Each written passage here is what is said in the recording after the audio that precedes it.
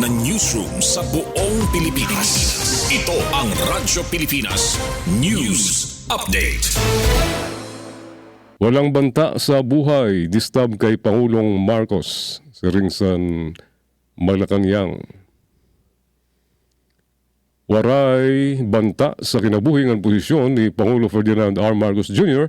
Sanglit waray ini dumayon sa pagkadto sa United Nations General Assembly sa New York City sa Amerika. Sa press briefing sa Malacanang, siring ni Paras Press Officer Atty. Claire Castro, nga labot sa naging pagbabanta anay ni Vice President Sara Duterte sa kinabuhisan presidente, waray direct threat sa kinabuhi ni Marcos, naging kumpirma liwat sa National Security Council.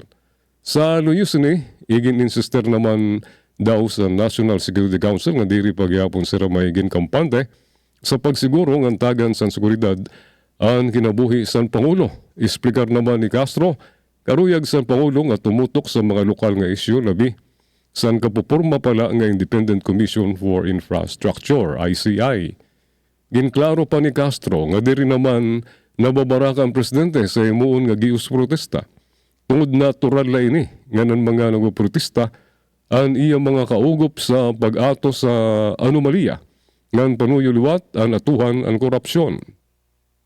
Ang malawakan nga gius protesta himuon yan nga Domingo, September 21 sa iba-iba nga grupo para iprotesta ang nabulgar nga pangurakot sa flood control projects. Kadungan sa panawagan nga papanagutin ang mga nangawat sa salapi sa taong bayan. Aman to ato news update, Gina Vilon, iutag notisya.